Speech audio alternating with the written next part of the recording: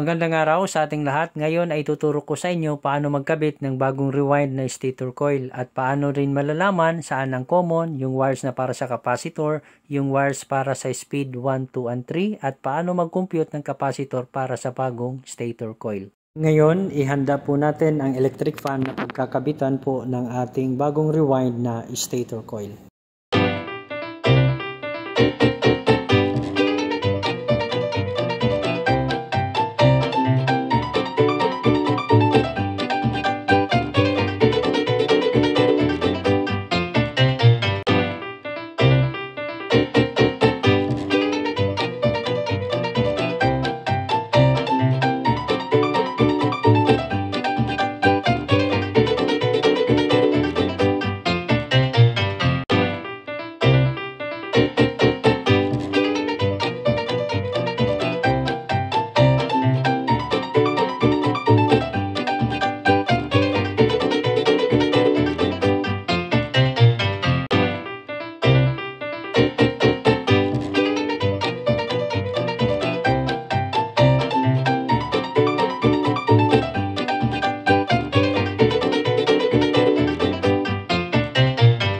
Ayan po, naikabit na po natin yung stator coil dito sa kanyang fan motor assembly.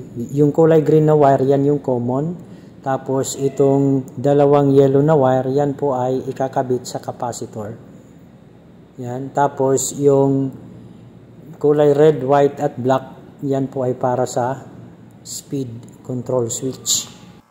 Ngayon ay alamin natin kung alin dito yung wire para sa common. So meron po tayong narinig na tumunog mula sa ating digital multimeter. Yung kulay black wire na yan po yung ating common. Dahil yan po ay may connection doon sa isang terminal ng ating male plug o sa power plug. Yan po. So, nagtagging po tayo para hindi po tayo malito mamaya. So, ulitin po natin yung pagtesting para po tayo makasigurado na yan po talaga ang common. So, ang gagawin natin, yung red test rod ay ilipat doon sa kabilang terminal ng ating plug. Ngayon, alamin natin kung saan dito yung para sa speed number 1. Tapos, yung black na test rod ay ilalagay natin doon sa wires na red, white, at blue. Alamin natin alin dito yung para sa speed number 1. So, yung red, wala po tayong nadinig na tumunog. So, pero itong blue, meron po tayong narinig na tumutunog. So, ibig sabihin, yung kulay blue na wire, yan po ay para sa speed number 1. Itag po natin itong kulay blue na wire para sa speed control number 1. Ayan. Yan po ay kailangan para hindi po tayo malito sa pag-wiring. Sunod naman ay i-switch natin sa number 2. Yung ating control switch. Ngayon, alamin natin yung continuity kung alin dito yung may tumutunog. So, dito, nalaman natin na yung kulay white na yan po ay may continuity doon sa isang terminal ng ating plug. So, yan po ay para sa speed control number 2. Ngayon, switch natin sa number 3. Sukatin pa rin natin yung continuity o i-check natin yung continuity mula sa plug. O, ayan po, meron po tayong narinig na tumunog mula sa ating digital multimeter. So, yung kulay red na wire na iyan po ay para sa speed number 3. Okay? So, ganyan lang po ang pag-check ng continuity at paglalagay ng tagging para po hindi tayo malito. So, ito yung common, speed number 1, number 2, at saka number 3. Yan po ang ating mga tanda. So, ang sunod natin na gagawin naman dito ay aalamin natin alin sa mga wires ng ating fan motor ay yung common, yung para sa capacitor at saka para sa speed 1, 2, and 3. Ayan. Yung kulay green na wire na iyan, yan po ay common. Tapos, itong dalawang yellow na wire, yan po ay para sa capacitor. Lagi po nating tatandaan na yung isang wire na para sa capacitor, yan po ay merong continuity doon sa common wire na kulay green. Itong kulay green na merong continuity doon sa isang wire na para sa capacitor, yan po ay ating common. So, lalagyan po natin yan ng tanda at sulatan natin ng C. Ibig sabihin po niyan, yan po ay common. Set po natin sa 2K yung ating digital multimeter. Ngayon ay ilalagay natin ang isang test rod dito sa common wire o sa kulay green. Yung red test rod naman, yan po ay itatapat natin doon sa kulay red, black at white na wire. So, sukatin natin ang kanilang resistance. So, meron po tayong nasukat na 539 ohms dito sa kulay red na wire. So, ang gagawin natin dito ay i-record po natin yon. Ulitin natin. Yan. Meron po tayong nasukat na 539 ohms. So, isulat po natin na yung resistance dito sa kulay red na wire mula sa common ay 539 ohms. Sunod naman, yung kulay black ay mayroon po tayong nasukat na 608 ohms. So, isulat po natin yung 608 ohms para sa kulay black na wire. Yung sunod naman, yung sa kulay white, meron po tayong nasukat na 677 ohms. So, yan po ang ating nasukat, 677 ohms para sa kulay white na wire. Ngayon, tingnan natin ulit yung mga nasukat na resistance. Yung 677 ohms, yan po ay para sa speed number 1. Yung 539 ohms, yan po ay para sa speed number 3. Yung 608 ohms, yan po ay speed number 2. Dahil nalaman na po natin kung saan dito yung para sa speed number 1, number 2 at saka number 3, mas mainam na lagyan natin ito ng tanda. Ayan po, naglagay po tayo ng tanda para hindi tayo malito mamaya sa pag-wiring. So, yung kulay white ay para sa speed number 1, yung kulay red ay speed number 3, tapos yung kulay black ay speed number 2. Yan po, kumpleto na po yung ating tagging sa ating fan motor at saka sa control switch. Ngayon ay i-connecta natin yung common lang control switch at saka common ng ating fan motor. Tapos po natin makonekta yung wire. Yan po ay hinangin pa po natin para mas maganda yung connection. Tapos nilagyan po natin yan ng shrinkable tube. So tanggalin na po natin yung tag o yung tanda dahil nakonekta na po natin yung ating common wires. Okay? So, yung ginamit ko dito na pang-init sa aking shrinkable tube ay yung soldering iron. Yan po ay pwede kung wala po tayong lighter o hot air gun. So, sunod natin na ikukonekta ay yung para sa speed number 1. So, speed number 1 sa ating control switch at saka speed number 1 sa ating fan motor. Yan po. Nahinang na po natin at nagtanggal na rin po tayo ng kanyang tanda dahil nakonekta na po natin yan. Tapos, ininit po natin yung shrinkable tube para mas kumapit doon sa wires na ating dinugtong. So, yung sunod natin na ikinabit ay yung para sa speed number 2. Yung kulay black na wire mula sa fan motor. Tapos, yung white ng ating control switch, yan po ay ating ikinonekta. Tapos, naglagay din po tayo dito ng shrinkable tube. Ininit po yung shrinkable tube para mas kumapit sa ginawa nating connection ng wires. Pagkatapos po natin maikonekta yung para sa speed number 2, ngayon naman ay i-connect natin yung speed number 3. Speed number 3 ng fan motor at saka number 3 ng ating control switch. Ayan po. Pagkatapos po natin makonekta yan, kailangan po nating hinangin para mas maganda yung ating wiring connection. Tapos, ilagay po natin yung ating shrinkable tube para mas kumapit po sa ating ginawang connection. Ito na, natapos na po natin ang pagkonekta ng ating wires mula sa fan motor papunta doon sa control switch. Ngayon, ang sunod na gagawin natin dito ay ikakabit sana natin itong dalawang kulay yellow na wire doon sa capacitor. Dahil bagong rewind ang ating stator coil at sa tingin ko, sa size ng ating stator coil, yan po ay hindi akma doon sa 1.5 microfarads. Sa tingin ko ay masyadong mataas ang 1.5 microfarads para sa size ng stator coil. So, ang gagawin natin dito ay ikakalculate natin yung value ng capacitance na ilalagay natin o yung value ng capacitance ng capacitor na ikakabit natin dito sa ating fan motor. So, meron po tayong nasukat na 1072 ohms mula dito sa wires na para sa capacitor.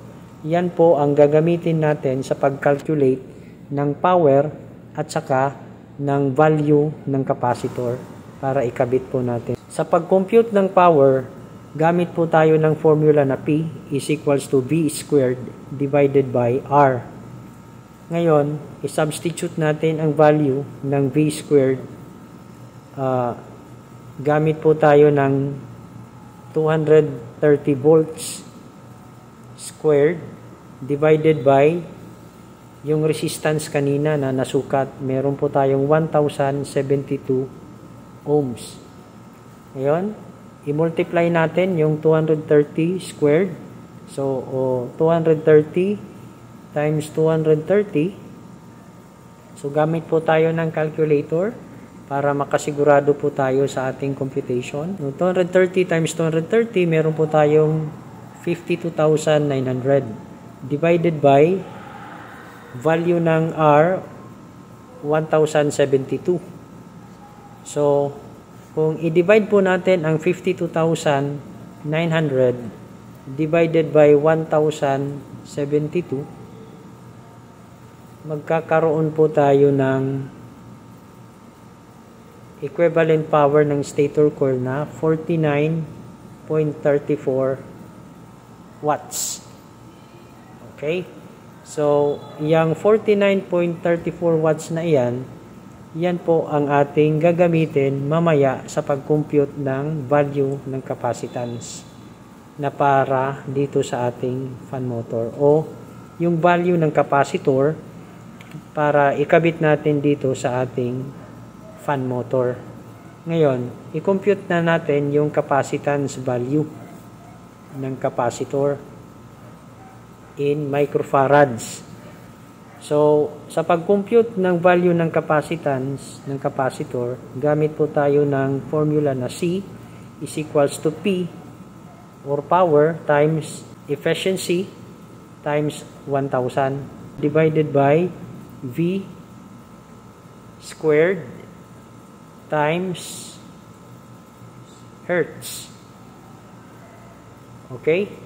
So, yung hertz natin dito sa Pilipinas, yan po ay 60 hertz. So, sulat lang natin dito na yung power ay 49.34 watts. Yung N naman, para sa electric fan o yung efficiency, yung kadalasan efficiency ng electric fan ay nasa 80% or 80. Yang 1,000, yan po ay constant. Yung hertz natin dito sa Pilipinas ay 60. Yung voltage naman, gamit po tayo ng 230 volts. Ngayon, ituloy natin yung pag-compute ng capacitance ng capacitor. So, meron po tayong 49.34 watts times 80 times 1,000 divided by 230 squared times 60 dahil yan po ay 60 hertz. Ngayon, kung i-compute natin yung 49.34 times 80 times 1,000, gamit po tayo ulit ng calculator. Meron na po tayong na-compute na 3,947,200. Yan po ang ating na-compute pag nag-multiply tayo ng 49.34 times 80 times 1,000. Ngayon, ang gawin natin, ay i-multiply natin yung 230 squared. Meron po tayong na-compute na 52,900. Yung 52,900 i-times natin ng 60, meron po tayo ma-compute na 3,174,000. So, ayan po. Pagkatapos po niyan, ay i-divide po natin ang 3,947,200 divided by 3,174,000. Yung magiging resulta po niyan, yan po ang ating value ng capacitor. So, gamit tayo ulit ng calculator. Compute natin 3,947,200 divided by 3,174,000. So, meron po tayong na-compute na 1.243 microfarad. So, 1.243 or 1.24 microfarads. So, ayan po yung value ng capacitor na ating ikakabit sa ating fan motor. Hindi po tayo gagamit noong 1.5 microfarads na yan. Kasi masisira lang po ang ating fan motor. So, ibig sabihin po niyan, tayo po ay magpapalit ng capacitor. Hindi po natin gagamitin itong 1.5 microfarads. Bagkus, tayo po ay gagamit ng capacitor na 1.2 microfarads. Dahil yan po ang akma dito sa ating bagong rewind na stator coil. Ito po ang 1.2 microfarads na ating ipapalit dito sa 1.5 microfarads na capacitor.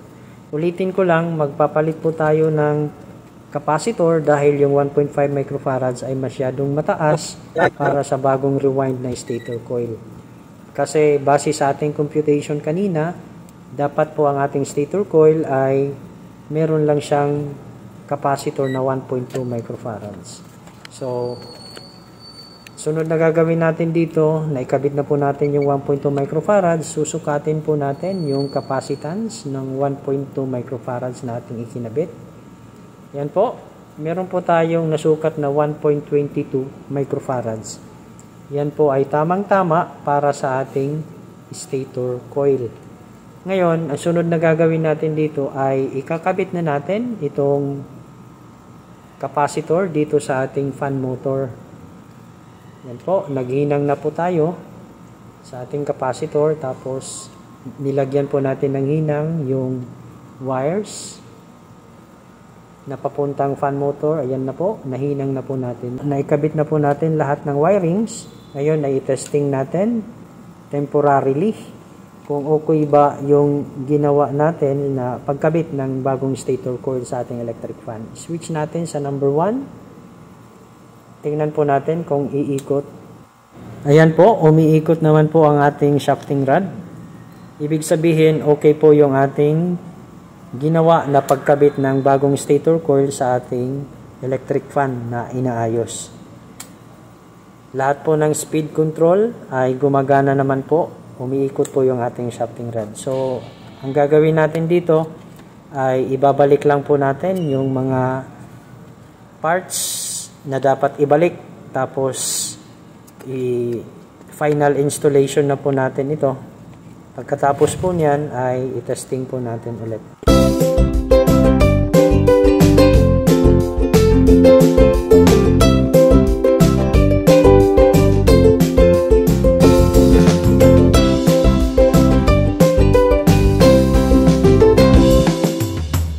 Ayan na po, naikabit na po natin lahat ng parte ng electric fan. I-plug in na po natin ito sa power source. Tapos, i-turn on natin yung kanyang control switch. I-switch natin sa number 1. Tingnan natin. Yan po, umikot naman po yung LEC sa number 1. Tapos, i-turn on natin sa switch number 2. Ayan, mas lalo pang lumakas yung ikot ng LEC. Switch natin sa number 3. Ayan. Mas lumakas pa yung ikot ng LEC. Ang ibig sabihin po niyan ay okay po yung ating ginawa na pagkabit ng bagong rewind na stator coil sa ating electric fan. At kung may natutunan naman kayo sa aking video tutorial, maaari po lamang ay mag-subscribe sa aking channel bilang suporta niyo na rin sa akin at para mas ganaan pa akong gumawa ng mga video tutorials na kagaya nito. Hanggang sa muli, maraming salamat po.